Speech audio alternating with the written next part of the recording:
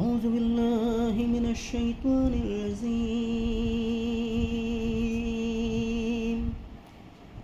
بسم الله الرحمن الرحيم.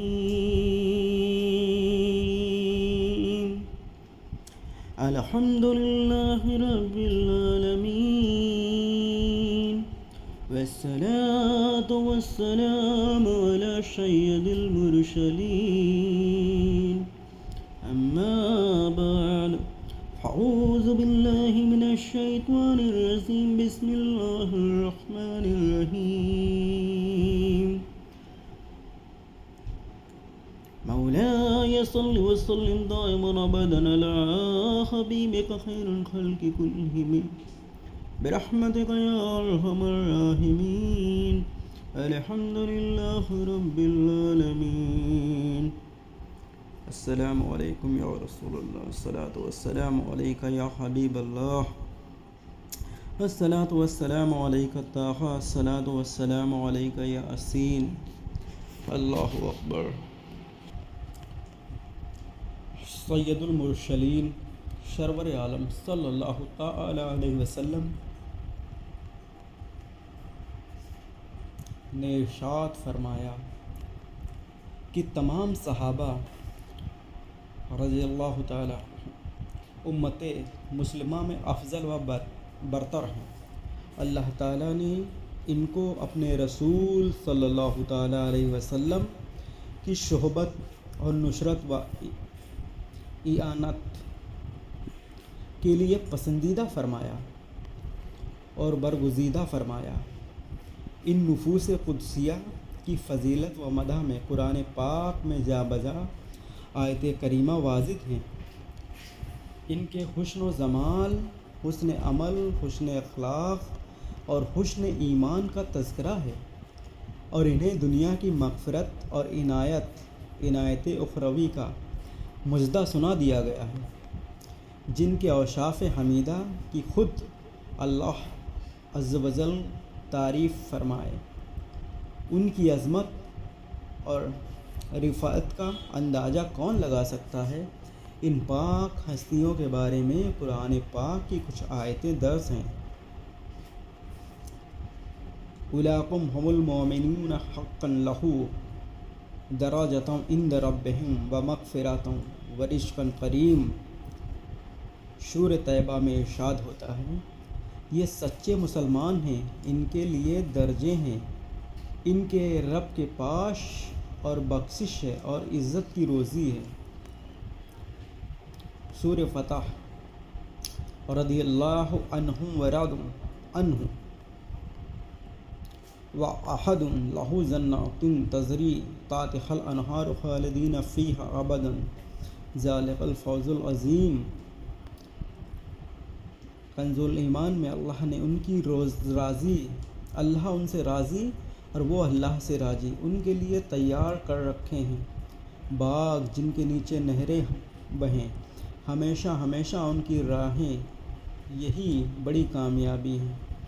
سورۃ الفتح آیت نمبر 29 کا ترجمہ کنز الایمان میں ہے. محمد مصطفیٰ صلی اللہ تعالیٰ علیہ وسلم اللہ عز و جل کے رسول ہیں، اور ان کے ساتھ والے کافروں پر سخت ہیں، اور آپس میں نرم دل تو انہیں دیکھے گا رکوع کرتے، سجدے میں گرتے، اللہ کا فضل و رضا چاہتے ہیں. ان کی علامت ان کے چہرے میں ہے سجدوں کے نشان سے. آیت قرآنیہ کے علاوہ خطب حدیث فی فضائل صحابہ کے ذکر سے معلومات ہے. چنانچہ حضرت عمر رضی اللہ تعالی عنہ سے روایت ہے کہ رسول اللہ صلی اللہ تعالیٰ علیہ وسلم نے فرمایا، میرے صحابہ کی عزت کرو کہ وہ تمہارے نیک ترین لوگ ہیں. ایک حدیث پاک میں، میرے صحابہ رضوان اللہ تعالیٰ علیہم اجمعین ستاروں کی مانند ہیں، تم ان میں سے جس کی بھی اقتداء کرو گے ہدایت پا جاؤ گے. اعلیٰ حضرت مفتی احمد رضا مفتی احمد یار خان نعیمی رضوان اللہ تعالی علیہ اس کی شرح فرماتے ہیں، سبحان اللہ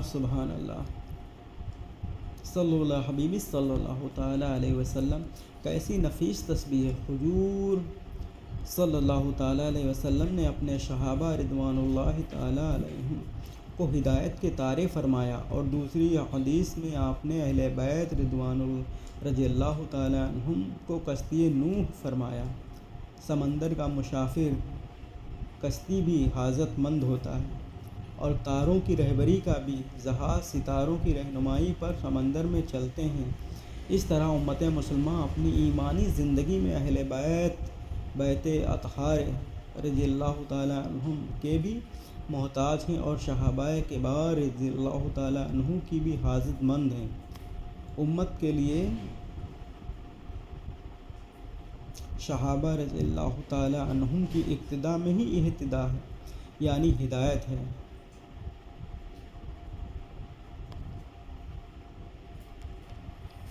امام اہل سنت مجدد دین و ملت مولانا شیخ احمد رضا خان علیہ الرحمۃ والرضوان فرماتے ہیں، اہل سنت کا بیڑا پار ہے اصحاب رسول، اہل سنت کا ہے بیڑا پار اصحاب حضور، نظم ہے اور ناؤ ہے اطرت رسول اللہ کی، نظم ہے اور ناؤ ہے اطرت رسول اللہ کی۔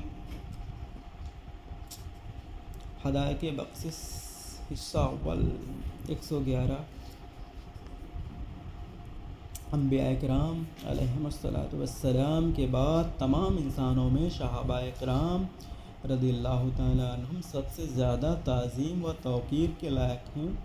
یہ وہ مقدس و مبارک ہستیاں ہیں جنہوں نے رسول اللہ صلی اللہ تعالیٰ علیہ وسلم کی دعوت پر لبیک کہا،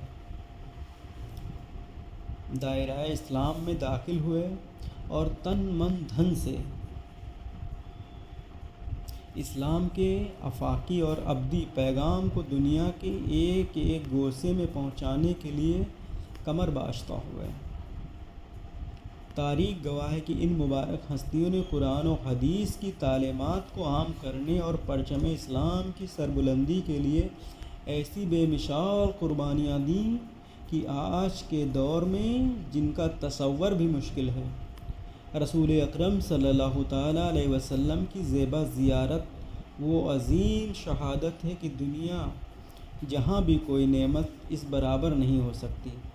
صحابہ کرام وہ ہیں کہ جو شب و روز آپ صلی اللہ تعالیٰ علیہ وسلم کی زیارت اور آپ کی صحبت فیض میں مستفیض ہوتے رہے۔ قرآن و دین کو حضور صلی اللہ تعالیٰ علیہ وسلم کی مبارک زبان سے سنا اور بے واسطہ اللہ تعالیٰ کے اوامر و نواہی کے مخاطب رہے۔ حضور عبداللہ ابن مسعود رضی اللہ تعالیٰ عنہ کو فقہا صحابہ میں ایک ممتاز مقام رکھتے ہیں۔ آپ ایک موقع پر صحابہ کرام رضی اللہ تعالیٰ عنہم کی عظمت و فضیلت پر روشنی ڈالتے ہوئے ارشاد فرمایا، جو شخص راہ راستہ پر چلنا چاہے اس کے لیے ان لوگوں کے راستے پر چلے اور ان کی اقتداء و پیروی کو کرے جو جہاں سے گزر گئے، جندوں کے بارے میں یہ اندیشہ موجود ہے کہ وہ دین میں کسی فتنے اور ابتلا میں مبتلا ہو جائیں، اور وہ لوگ رسول اللہ صلی اللہ تعالیٰ علیہ وسلم کے صحابہ کرام یہ حضرات امت میں سب سے زیادہ افضل ہیں۔ ساری امت میں سب سے زیادہ ان کے دل نیکوکار، ان کا علم سب سے زیادہ گہرا ہے، ان کے اعمال تکلف سے خالی ہیں۔ یہ وہ لوگ ہیں جن کو اللہ تعالیٰ نے اپنے نبی کی رفاقت و صحبت اور اقامت و خدمت دین کے لیے چنا، تو ان کے فضل و کمال پہچانو اور ان کے اعشار و تعریفوں کی پیروی کرو، اور حتی الوسع ان کے اخلاق اور ان کی سیرت و روش اختیار کرو۔ بے شک یہ لوگ ہدایت ایک مستقیم پر قائم تھے۔ ان سب آیات و روایت پر نظر کرتے ہوئے یہ نظم و یقین حاصل ہوتا ہے کہ حضرات کی شان بہت اعلیٰ و رفع ہے۔ ان مقدس ہستیوں پر اللہ جل شانہ کا بہت فضل و کرم ہے، لہٰذا ہمیں چاہیے کہ ان پاکیزہ نفوس کی محبت دل میں بساتے ہوئے ان کے حالات و واقعات کا گہرائی کے ساتھ مطالعہ کریں، دونوں جہاں میں کامیابی کے لیے ان کے نقش قدم پر چلتے ہوئے زندگی بسر کرنے کی کوشش کریں۔ اس سلسلے میں شیخ الحدیث حضرت علامہ عبد المصطفیٰ اعظمی علیہ رحمۃ اللہ غنی نے صحابہ کرام کے واقعات و حالات کو انتہائی اختصار کے ساتھ کرامات کے ضمن میں تحریر فرمایا۔ اس موضوع کا نام کرامات صحابہ رکھا۔ اس کتاب میں انہوں نے اس حضرات کی ابتدا و زیارت، اخلاص و تقوی، عدل و صدیق، حسن اخلاق اور دیگر رفعت کا تذکرہ فرمایا۔ انشاءاللہ اس کتاب کو پڑھتے وقت آپ اپنی دلی کیفیت میں تبدیلی محسوس کریں۔ صلی اللہ علیہ حبیبی صلی اللہ تعالی علیہ وسلم۔ میرے آقا کے جتنے بھی اصحاب ہیں، میرے آقا کے جتنے بھی اصحاب ہیں، اس مبارک جماعت پہ لاکھوں سلام، اس مبارک جماعت پہ لاکھوں سلام۔ میرے آقا کے جتنے بھی اصحاب ہیں، اس مبارک جماعت پہ لاکھوں سلام، مصطفیٰ جان رحمت پہ لاکھوں سلام۔ دو عالم نہ کیوں ہو نثار صحابہ، دو عالم نہ کیوں ہو نثار صحابہ، کی ہے عرص منزل وقار صحابہ، کی ہے عرص منزل نثار صحابہ، کی ہے عرص منزل وقار صحابہ، دو عالم نہ کیوں ہو نثار صحابہ۔ امی ہے یہ قرآن و دین و خدا کے مدار خدا کے تبار صحابہ، مدار خدا کے دیبار صحابہ۔ رسالت کی منزل میں ہر قدم پر، رسالت کی منزل میں ہر قدم پر، نبی کو رہا انتظار صحابہ، نبی کو رہا انتظار صحابہ۔ خلافت، امامت، ولایت، کرامت، خلافت، امامت، ولایت، کرامت، ہر ایک فضل پر اقتدار صحابہ، ہر ایک فضل پر اقتدار صحابہ۔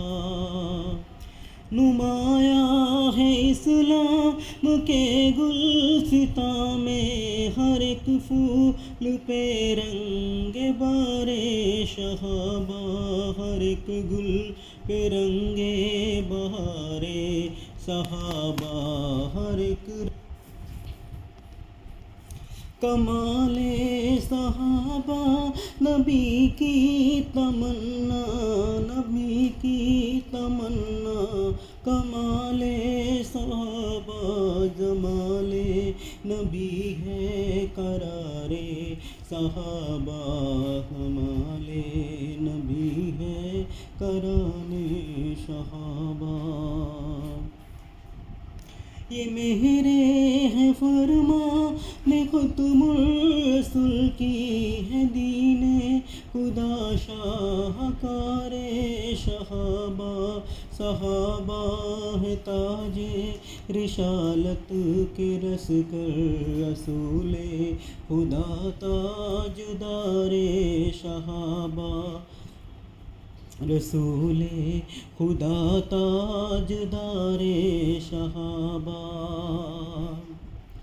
انہی میں ہے فاروق صدیق عثمان انہی میں علی شاشوار صحابہ انہی میں ہے صدیق فاروق عثمان انہی میں علی شاشوار صحابہ انہی میں ہے بدر احد کے مجاہد لقب جن کا جاں ہے نثار صحابہ لقب جن کا جاں ہے نثار صحابہ انہی میں ہے اصحاب سزرا نمایاں جنہیں کہتے ہیں رازدار صحابہ جنہیں کہتے ہیں رازدار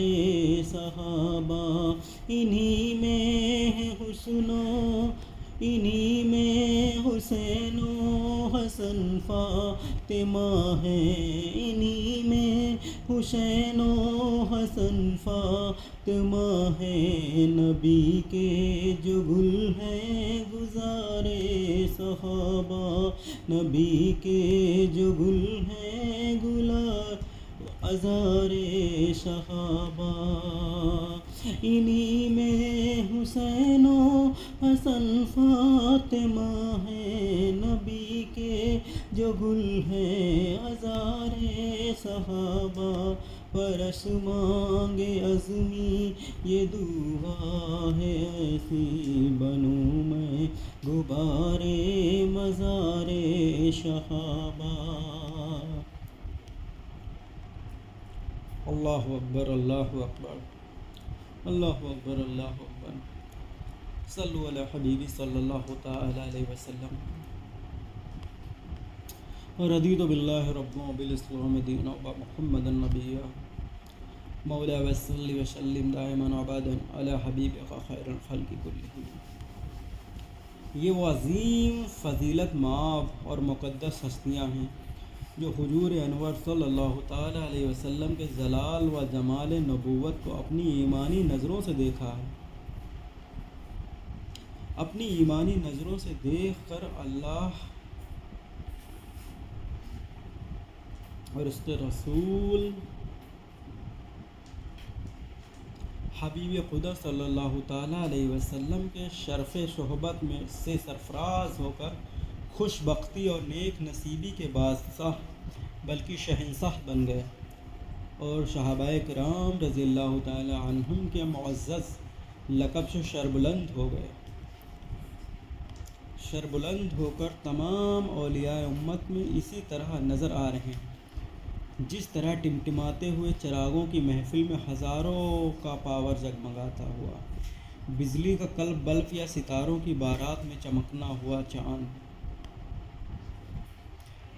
ہوا چاند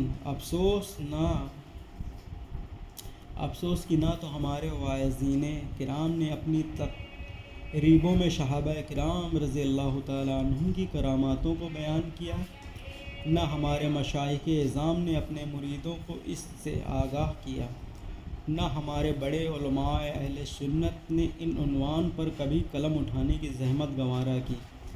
حالانکہ رفضیوں کے مقابلے میں زیادہ سے زیادہ اس عنوان پر لکھنے اور اس کا تذکرہ اور چرچا کرنے کی ضرورت ہے، اور آج بھی یہاں کیونکہ ہماری غفلتوں کا یہ نتیجہ ہوا کہ ہمارے عوام جانتے ہی نہیں صحابہ کرام رضی اللہ تعالی عنہم بھی اولیاء ہیں اور ان بزرگوں سے بھی کرامت کا صدور و ظہور ہوا۔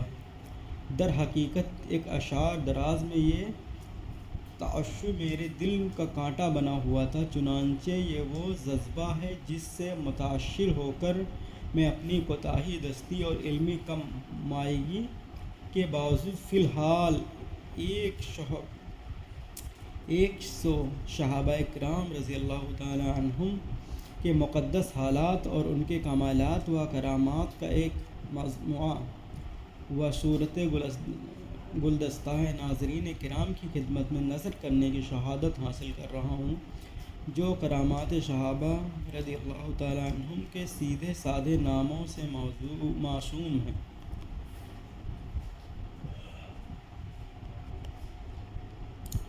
زمانہ نبوت میں آج تک کبھی بھی اس مسئلے میں اہل حق کے درمیان اختلاف نہیں ہوا کہ اولیاء کرام کی کراماتیں حق، اور ہر زمانے میں اللہ والوں کی کراماتوں کا صدور و ظہور ہوتا رہا۔ انشاءاللہ عز و جل قیامت تک بھی اس سلسلے کا منقطع نہیں ہوگا، بلکہ ہمیشہ اولیاء کرام سے کرامات صادر و ظاہر ہوتی رہیں گی۔ اس مسئلے کے دلائل میں قرآن مجید کی مقدس آیتیں اور حدیث کریمہ نیز اوقال صحابہ و تابعین کا اتنا بڑا خزانہ اوراق کتب میں محفوظ ہے کہ اگر ان سب پراکندہ موتیوں کو ایک لڑی میں پرو دیے جائیں تو ایک ایسا گرا و قدر و پیش قیمت ہار بن جا سکتا ہے جو تعلیم و تعلم کے بازار میں نہایت ہی انمول ہوگا، اور اگر ان منتشر اوراق کو صحافت تاش و جمع کر دیا جائے تو ایک ضخیم و عظیم دفتر تیار ہو سکتا ہے۔ کرامت کیا ہے؟ مومن متقی سے اگر کوئی ایسی ندور الوجود و تعجب خیر چیز ظاہر ہو جائے جو عام طور پر عادتاً نہیں ہوا کرتی تو اس کو کرامت کہتے ہیں۔ اسی قسم کی چیزیں اگر انبیاء علیہم السلام سے اعلان نبوت کرنے سے پہلے ظاہر ہوں تو ارہاش، اور اعلان نبوت کے بعد ہو تو معجزہ کہلاتی ہیں، اور اگر مومنین سے اس قسم کی چیزوں کا ظہور ہو تو اس کو معنوت کہتے ہیں۔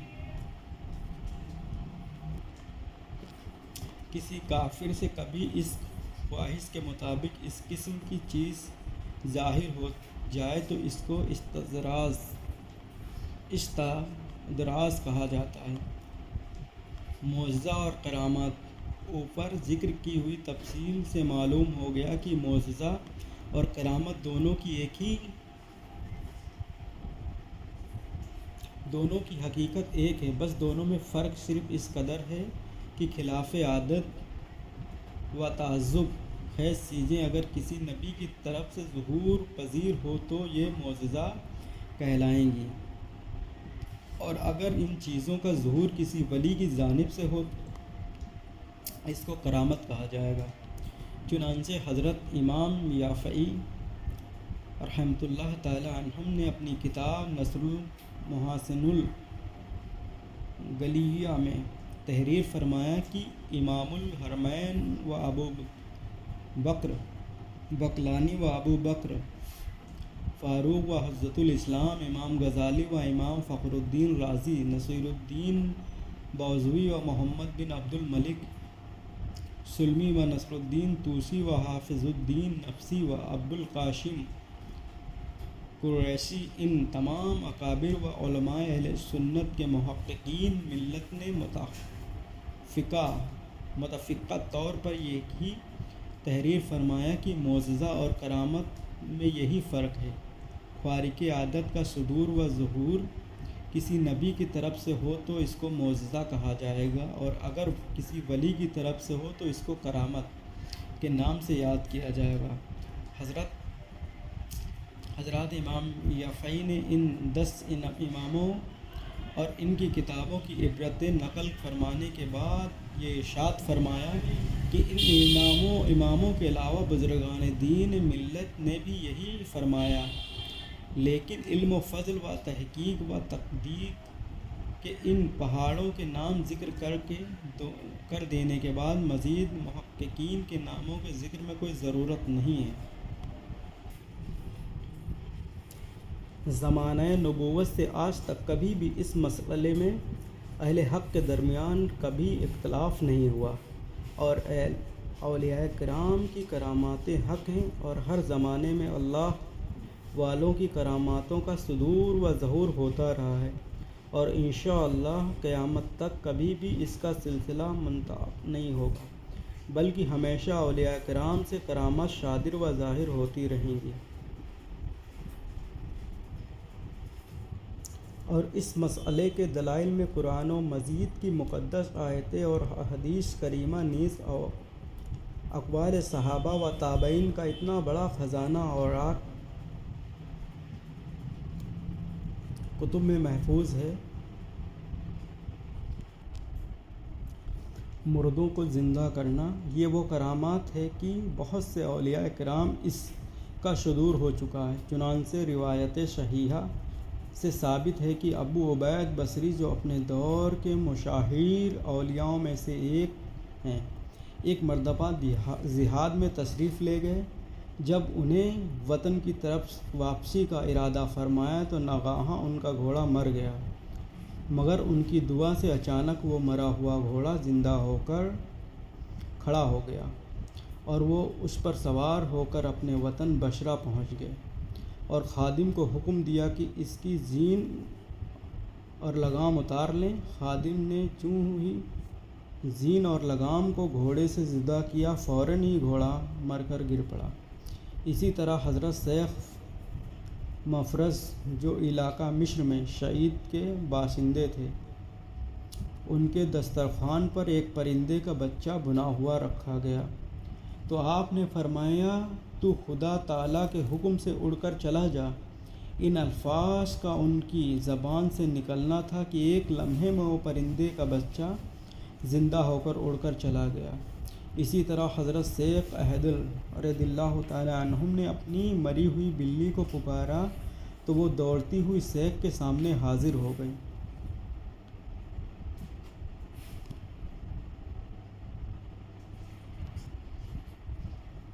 اسی طرح غوث اعظم شیخ عبد القادر جیلانی رحمۃ اللہ علیہ تعالیٰ علیہم نے دسترخوان پر پڑی ہوئی مرغی کو تناول فرما کر اس کی ہڈیوں کو جمع فرمایا اور یہ ارشاد فرمایا کہ اے مرغی تو اس اللہ تعالیٰ کے حکم سے زندہ ہو کر کھڑی ہو جا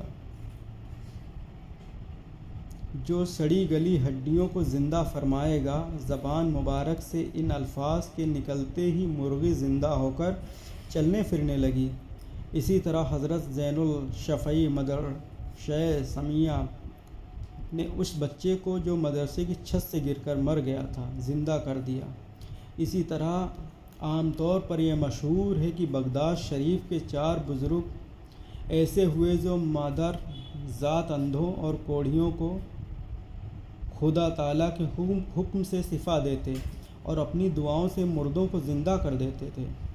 شیخ ابو شاد دہلوی 2، شیخ بقا بن تبو، شیخ علی بن ابی نصر حیتی، شیخ عبد القادر جیلانی رحمۃ اللہ تعالیٰ علیہ۔ مردوں سے کلام کرنا کرامات یہ قسم کی حضرت شیخ ابو سعید خراج اور حضرت غوث اعظم رضی اللہ تعالیٰ عنہ وغیرہ بہت سے اولیاء کرام سے بارہا و تجرود منقول ہے۔ اللہ تعالیٰ